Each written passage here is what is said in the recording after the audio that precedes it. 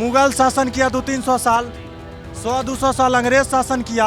और बाद ये लोग वक्फ करते करते करते करते जमीन कितना जुटा पाया? 50,000 एकड़। आज़ाद भारत जब हो गया, जब संविधान बन गया, तब एक बार 2025 तक में कितना हो जाता है? 36 लाख एकड़। तो मैंने 300 साल में तुम 50,000 एकड़ जमा किए हो। ऐसा क्या हो गया? 50 से लेकर 1950 से 2025 तक में 36 लाख एकड़ हो गया। 400 पर बोलने वाले अंधभक्त कहाँ गए? अरे भैया 400 छोड़िए, सत्ता में तो है ना भैया। 60 साल से सरकार ला रहे वाले कहाँ गए? अभी जो बिल पास हुआ है, अब एक बात बताइए, अगर हम हिंदू हैं, अगर हमको कब्रिस्तान में अगर ज़मीन मिलेगा तो हम खरीदने जाएंगे?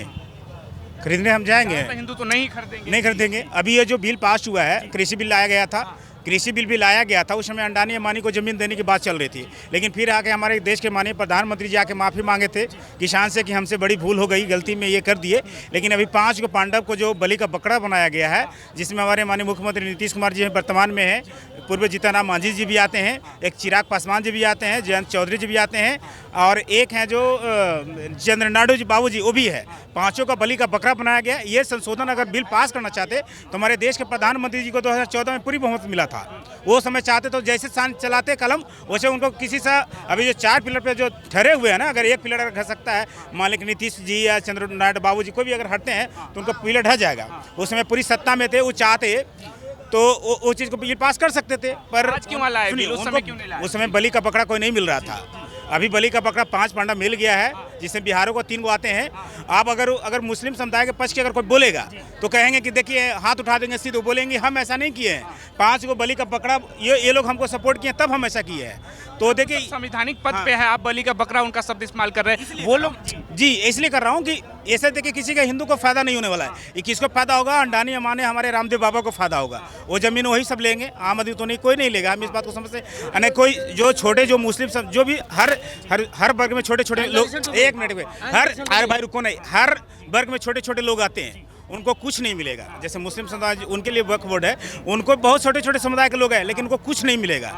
नील बटा सन्नाटा मुस्लिम मेजोरिटी में बहुसंख्यक में सड़कों पर उतर के प्रदर्शन क्यों कर रहे हैं? इसी तो कर अगर उनको अगर तो हम हिंदू हैं, हम लोग इसी की पता नहीं है, लेकिन उनके अगर धर्म के साथ इस तरह हो, उनको अगर फायदा होता तो इस तरह से विरोध नहीं करते। वो कहते कि हमारे लिए अच्छा किया है। लेकिन कानून के तहत सबसे ज्यादा जो पिस रहे थे वो हिंदू ही पिस रहे थे। कहते बहुत सारे हिंदुओं का मंदिर है, गाँव है। आपको पत्रकार महोदय बता दो, कोई भी हिंदू का जमीन नहीं लेगा।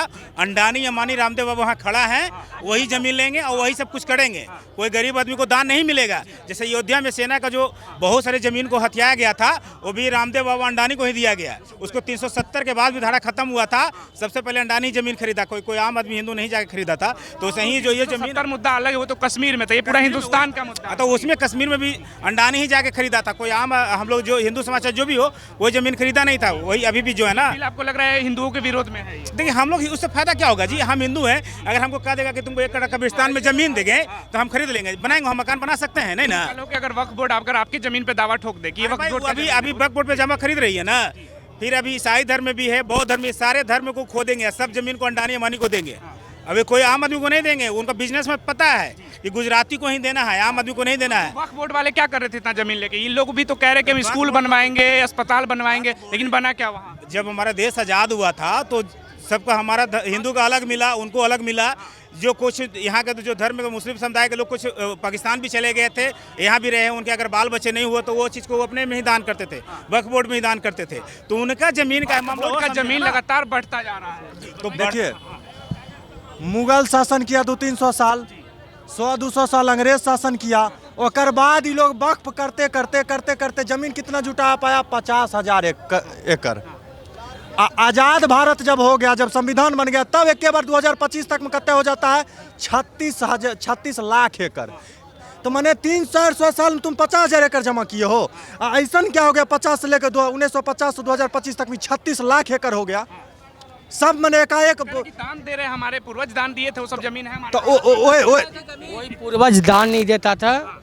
कोई पूर्वज दान कैसे आ गया उनके पास? बता रहे हैं ना, कोई पूर्वज दान नहीं देता था भाई। आज हम भी आज एक सरकार के नौकर हैं, आज एक दरोगा में नौकरी करते हैं, SHO हुए, ठीक है। क्या नाम हुआ आपका? रंजन पांडे। कहाँ है? किस जिला? नालंदा में है जी, ठीक है। मैं पटना आया था अभी, तो मैं पटना आया था तो बस थोड़ा सा घूमने के लिए आया था, पत्नी सबके साथ में तो आया था। तो मैं थोड़ा सा आप तो बोलिए, आप बताएंगे वक्त बिल को कैसे देख रहे हैं? वो तो पास हो गया सर, तेजस्वी के बोलने से हो जाएगा, कुछ होने वाला है। राज्य सरकार क्या करेगा? केंद्र सरकार जब बना दिया, बिल पास कर दिया, तो अब राज्य सरकार से कुछ होने वाला नहीं है। आई लोग का बोलने से क्यों नहीं बोलना चाहिए, क्यों नहीं बोलना चाहिए? भैया को ज्यादा मतलब जानना है तो हर जगह न्यूज चल रहा है, मतलब समझ लीजिए। जो बिल पास हो गया भैया, अब मान लीजिए संवैधानिक तौर पे आप चलिए, सरकार बोल रहा है अगर सही में वो जिसका भी जमीन है उसको मिलेगा। इससे आपको दिक्कत क्या है? तेजस्वी के बोलने से कुछ हुआ है? 70 साल से 60 साल से कांग्रेस बोल रहा है, हम फिर से आ रहे हैं। कांग्रेस वाला आदमी कभी मानने के लिए बात तैयार है जो 60 साल से नहीं आ रहे हैं? 20 साल से जो है तेजस्वी, 20 साल से भैया तेजस्वी बोल रहा है हम सरकार में आ रहे हैं। 20 साल से आया है तेजस्वी का सरकार? नहीं आया है। विरोध कर रहे वक्त बिल का, कांग्रेस भी विरोध तेजस्वी गलत है भैया, तेजस्वी का मतलब कुछ है ही नहीं। आप देखिए भैया, 20 साल से तेजस्वी का आदमी मानने के लिए तैयार नहीं है जो सरकार में तेजस्वी नहीं आ रहा, लेकिन रियल में ऑन द पेपर आप जाइएगा तो अभी तक नहीं आया। लग रहा है बिल सही है, पूरा बिल सही है। अरे सरकार का जब कहना है जिसका होगा उसका होगा, तो आपको दिक्कत क्या है? मुसलमानों के साथ भेदभाव कर रही है नहीं, अगर देख लीजिए भैया, अगर सरकार भेदभाव कर रही है तो हम सरकार को बोल रहे सरकार गलत है। अगर सरकार भेदभाव नहीं कर रही है, बोल रही है आप कॉन्स्टिट्यूशन के अनुसार चलिए, जो सही है सो सही है, उसको सब मानिए, सबको मानना चाहिए। जबरदस्ती कानून लाकर थोप रहे हैं। नहीं, जबरदस्ती कैसे है भैया? आप ये कैसे कर सकते हैं जबरदस्ती है? जबरदस्ती समाज तो यही कह रही है। कौन नहीं? मुस्लिम समाज मुस्लिम से पूछते हैं जो हिंदू का, बांग्लादेश में जो हिंदू है और पाकिस्तान में, वो मुस्लिम से क्यों नहीं पूछते हैं? जो उसको क्यों नहीं दिलवाता हक उसका? 5% वहाँ था तो अब 3% बच गया कि 2% वो बच तो गया? गए पाकिस्तान, जो हिंदुस्तान में उसके हिंदुस्तान क्यों? हिंदुस्तान वो मुस्लिम है देश, मुस्लिम को दिया गया ना पाकिस्तान।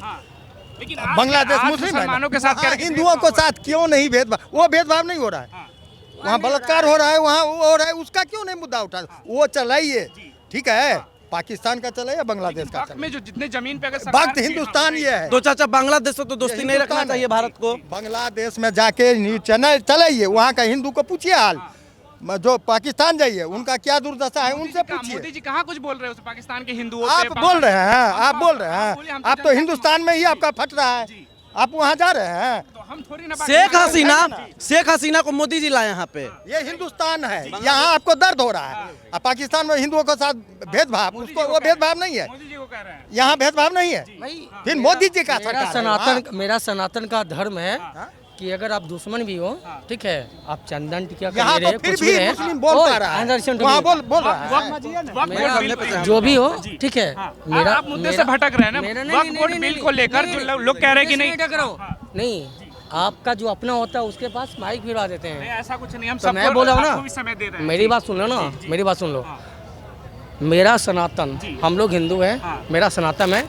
आप मुस्लिम हो, हिंदू हो, ईसाई हो, जैसे ये क्या बोले, शेख हसीना को लेके आ गया, ठीक है भाई, हम लोग सनातन है। मेरे द्वार में जो भी आएगा, हमारे राम। क्या सबूत है आपके पास कि आप सनातनी हैं? क्या मेरे पास? आपके पास क्या सनातनी है बताइए? आप देखिए, कोई भी श्लोक पूछ लीजिए, तिलक देखिए, बद्दी देखिए, कलावा देखिए, और आप अगर देखिए जो सच्चा सनातनी होगा वो कभी दारू पी के सनातन धर्म के बारे में नहीं बात करेगा। ये दारू पिए हुए मुंह महक रहा है, पूछिए इनसे। भैया भगवान कसम खाइए कसम, अगर नहीं महक रहा है तो दारू नहीं पिए। भैया गुटखा खा लिए वो अलग है, कि नहीं? हाँ, लेकिन ना। हम भी सनातनी में दारू हम पिए राम हुए को हैं कि मानते नहीं? हैं। भैया दारू पिए हुए हैं कि नहीं? कह रहे कि हम भैया ये कह रहे कि हम एसएचओ है नालंदा में, और आप बिहार में शराबबंदी, आप शराब पी के भैया शराब नहीं पी रहे, लेकिन ये तो आप थोड़ा सा आपको हम बोल दिए कि तो आपके मुंह से शराब की बदबू भी आ रही है। ये तो हमको बदनाम कर दीजिएगा थोड़ा सा। ये आप खुद ही कह रहे हैं कि हम एसएचओ है नालंदा में, आप कह रहे हैं कि शराब पी के घूम रहे हैं। देखिए भैया, हम एक ही बात बोलेंगे। भाई ये कह रहे थे कि हम एसएचओ है, शराब पी के घूम रहे हैं, ज्ञान दे रहे हैं लोग दूसरे वही को। बात है, देखिए सपेरे अपने हाथों में बीन लिए बैठे हैं और अंधभक्त अपने हाथों में दूरबीन लिए बैठे हैं।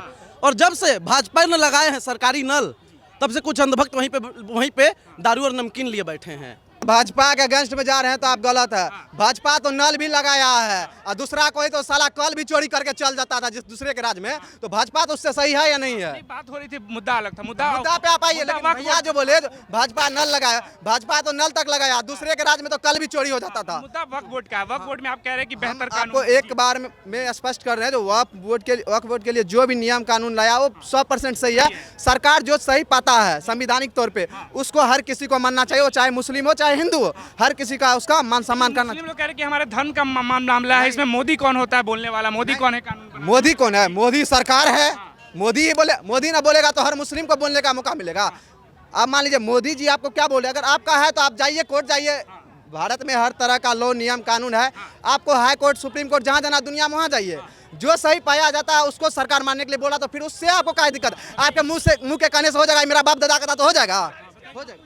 इनसे इतना खाली पूछिए 3 काला कानून सही था किसानों के लिए, बताइए। जिस पे बात हो रहा है, अरे भैया जिसका बात, आप बोले कि सरकार जो कानून लाती है ठीक लाती है, तो जब नहीं, आप बोले ना ठीक लाती है, क्या बोले, सरकार जो कानून लाया है अगर वो सही पाया जाता है तो उसको हर किसी को मानना चाहिए, अगर कोर्ट उसको बर्खास्त कर देता है या गलत पाया जाता है तो फिर आप मत मानिए, आपको कोर्ट में तो जाने का है ना। बीजेपी के हिसाब से तो जो 3 काला कानून था किसानों के लिए लाए हुए वो भी ठीक था।